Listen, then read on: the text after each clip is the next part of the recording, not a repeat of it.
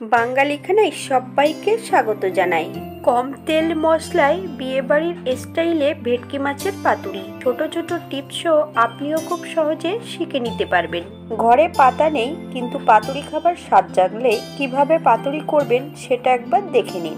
আজকে নতুন কোনো রেসিপি নয়, কারণ ভেটকি মাছের পাতুরি আমরা সবাই প্রায় রান্না করতে জানি। তবে আমি পাতা ছাড়া কিভাবে পাতুরি বানালাম ভেটকি মাছের, চলুন সেটা একবার দেখে নেওয়া যাক। আজকে রান্না করব ভেটকি মাছের পাতুরি। এখানে আমি পেটির মাছ 3 পিস নিয়ে নিয়েছি, বেশ ভালো করে ধুয়ে রেখেছি। বেশ কিছুটা গোটা মশলা রেখেছি, মশলাগুলোকে মিহি করে বেটে নিতে হবে।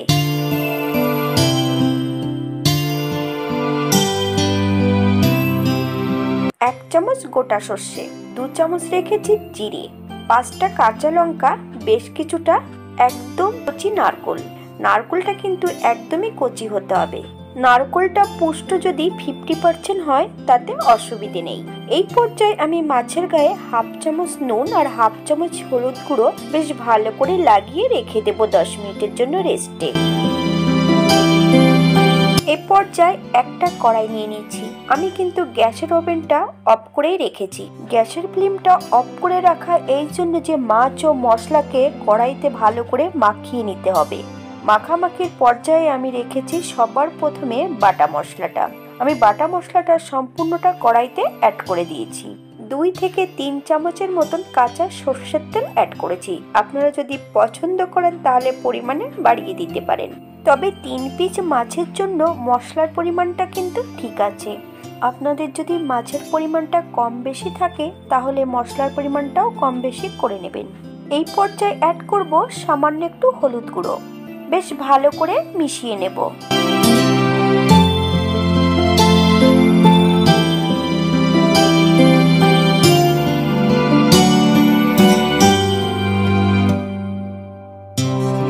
এই পর্যায়ে আমি মাছগুলো এক এক করে মশলার মধ্যে অ্যাড করব।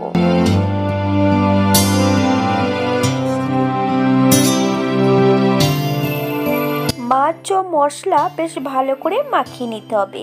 আমি এই পর্যায়ে মাছ ও মশলা হাত দিয়ে মাখিয়ে নেব। আপনারা আপনাদের সুবিধা মতন মাছগুলো মাখিয়ে নেবেন।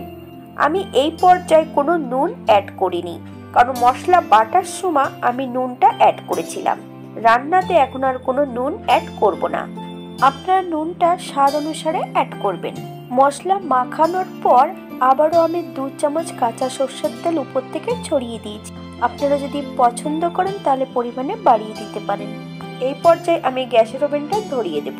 একদম লো ফ্লেমে 5 থেকে 7 মিনিটের জন্য রেখে দেব।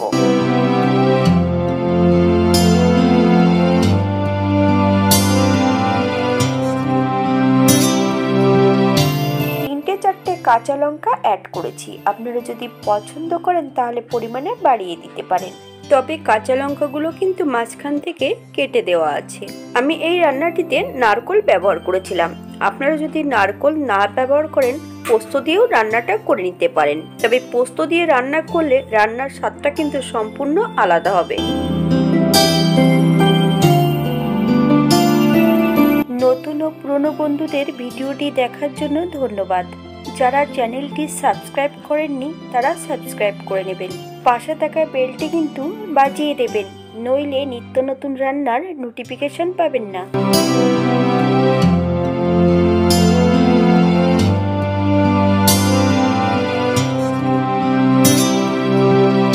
এই পর্যায়ে মিডিয়াম আছে 5 মিনিটের জন্য ঢাকা দিয়ে দেব। ঢাকা দিয়ে দিলে হবে না, মাঝে মাঝে একটু ঢাকা খুলে উল্টিয়ে পাল্টিয়ে নেড়ে চেড়ে নিতে হবে, নইলে মাছগুলো কড়ার নিচটাতে লেগে যেতে পারে। হাতের কাছে যদি পাতা থাকে তাহলে আপনারা পাতায় ফোল্ড করে করে বানিয়ে নিতে পারেন।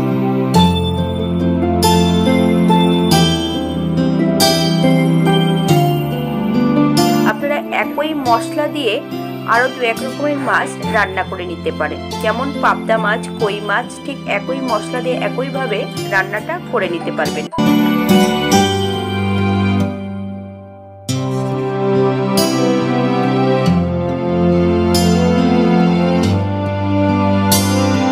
থেকে 4বারের মতন ঢাকা খুলে মাছগুলোকে নেড়ে চেড়ে নিয়েছি। এই পর্যায়ে আমি গ্যাসের ফ্লেমটা অফ করে দেব। 1 চামচের মতন কাঁচা সর্ষের তেল অ্যাড করেছি। আপনারা যদি পছন্দ করেন তাহলে পরিমাণে বাড়িয়ে দিতে পারেন। 5 মিনিটের জন্য স্ট্যান্ডিং টাইম দিতে হবে, তারপর সার্ভ করব। এখানে প্রত্যেকটা মাছ কিন্তু গোটা আছে, মাছগুলো কিন্তু খুবই নরম। এইভাবে হালকা হাতে মাছগুলোকে উল্টিয়ে পাল্টিয়ে রান্না করে নিলেই খেতে কিন্তু অসম্ভব ভালো।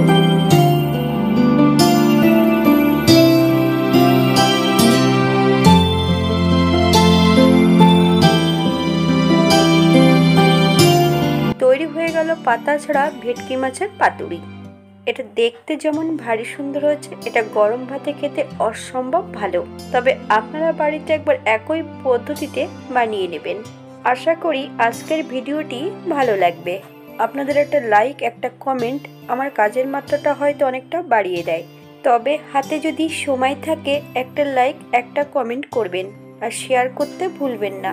সবাই সুস্থ থাকবেন, ভালো থাকবেন। অন্যদিন একটা নতুন রেসিপি নিয়ে আপনাদের সামনে আবার আমি হাজির হব। ভিডিওটি দেখার জন্য ধন্যবাদ।